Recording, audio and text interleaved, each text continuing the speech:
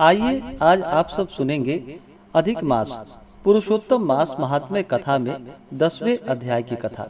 तो बोलिए प्रेम से भगवान विष्णु की जय, माता लक्ष्मी की जय, श्री राधा कृष्ण की जय, पुरुषोत्तम भगवान की जय। नारद जी बोले, हे तपोनिधे, परम क्रोधी दुर्वासा मुनि ने विचार करके उस कन्या से क्या उपदेश दिया, सो आप मुझे कहिए। सूत जी बोले कि हे द्विजों, नारद का वचन सुनकर समस्त प्राणियों का हित कर दुर्वासा का गुह्य वचन बद्री नारायण बोले। श्री नारायण बोले कि हे नारद, मेधावी ऋषि की कन्या के दुख को दूर करने के लिए दुर्वासा ऋषि ने जो कहा वह सुनो। दुर्वासा ऋषि बोले, हे सुंदरी, गुप्त से भी गुप्त उपाय मैं तुझसे कहता हूँ।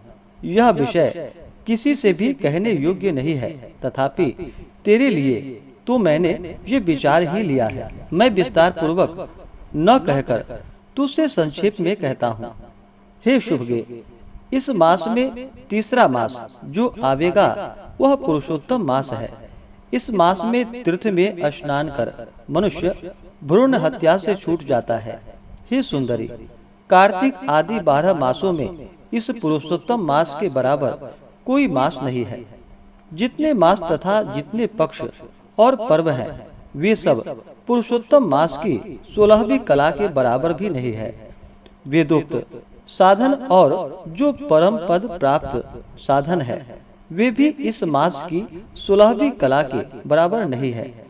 12,000 वर्ष गंगा स्नान करने से जो फल मिलता है और सिंहस्थ गुरु में गोदावरी पर एक बार स्नान करने से जो फल मिलता है, हे सुंदरी, वही फल पुरुषोत्तम मास में किसी भी तीर्थ पर एक बार स्नान करने के मात्र से मिल जाता है। यह मास श्री कृष्ण का अत्यंत प्यारा है और नाम से ही यह भगवान का स्मारक है।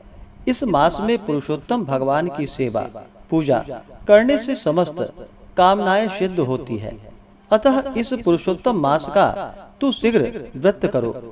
पुरुषोत्तम भगवान की तरह प्रसन्नता पूर्वक मैंने भी इस मास की सेवा की है। एक समय क्रोध में मैंने अम्बरीश राजा को भस्म करने के लिए अर्थ कृत्या भेज दी थी। सो हे बाले, तब हरि ने जलता हुआ सुदर्शन चक्र मुझको ही भस्म करने के लिए उसी समय मेरे पास भेजा। तब पुरुषोत्तम मास के प्रभाव से ही वह चक्र हट गया। हे सुंदरी, वह चक्र त्रिलोक्यों को भस्म करने का सामर्थ्य रखने वाला जब मेरे पास आकर खाली चला गया, तब मुझे बड़ा विस्मय हुआ। इसलिए हे शुभगे, तू पुरुषोत्तम मास का व्रत कर। इस प्रकार मुनि की कन्या को कह करके दुर्वासा ऋषि ने विराम लिया। श्री कृष्ण बोले कि हे राजन, दुर्वासा जी का वचन सुनकर भावों की प्रबलता के कारण असूया से प्रेरित वह कन्या मूर्खतावश दुर्वासा से बोली। बाला बोली कि हे ब्राह्मण, हे मुने, आपने जो कहा वह मुझे रुचता नहीं है। माघादि मास कैसे कुछ भी फल देने वाला नहीं है। कार्तिक मास कम है, ऐसा आप कैसे कहते हैं? सो कहिए, वैशाख मास सेवित हुआ क्या इच्छित कामों को नहीं देता? सदाशिव आदि से लेकर सब देवता सेवा करने पर क्या फल नहीं देते हैं? अथवा पृथ्वी पर प्रत्यक्ष देव सूर्य और जगत की माता देवी क्या सब कामनाओं को देने वाली नहीं है? श्री गणेश क्या सेवा पाकर इच्छित वर नहीं देते हैं? व्यतिपात आदि योगों को और सर्व आदि देवताओं को भी सबको उल्लंघन करके पुरुषोत्तम मास की प्रशंसा करके आपको क्या लज्जा नहीं आती? यह मास तो बड़ा मलिन और सब कामों में निंदित है। हे मुने, इस रवि की संक्रांति से रहित मास को आप श्रेष्ठ कैसे कह सकते हैं? सब दुखों को छुड़ाने वाले परम श्री हरि को मैं जानती हूँ। हे देव, दिन रात श्री हरि का चिंतन करती मैं जानकी पति राम और पार्वती शंकर के सिवाय और किसी को नहीं देखती हूँ। हे विपेंद्र, अन्य कोई भी देवता ऐसे नहीं है जो मेरे इस दुख को दूर करे। अतः हे मुने, इन सब फलदाताओं को छोड़कर कैसे इस मलमास की स्तुति आप कर रहे हो। इस प्रकार ब्राह्मण कन्या का कहा हुआ सुनकर दुर्वासा मुनि शरीर से एकदम जाज्वल्यमान हो गए और नेत्र क्रोध से लाल हो गए। इस प्रकार क्रोध आने पर भी कृपा करके मित्र की कन्या को श्राप नहीं दिया और सोचने लगे कि यह मूर्खा है, हित अहित को नहीं जानती है, अभी बुद्धि इसकी पूर्ण नहीं है। पुरुषोत्तम मास के महात्म्य का विद्वानों को भी पता नहीं है, तो थोड़ी बुद्धि वाले पुरुष और विशेष करके कुमारियों को तो हो ही कहाँ सकता है। यह कुमारी कन्या माता पिता से रहित दुखाग्नि से जली हुई है, अतः अति उग्र मेरे श्राप को कैसे सहन कर सकती है।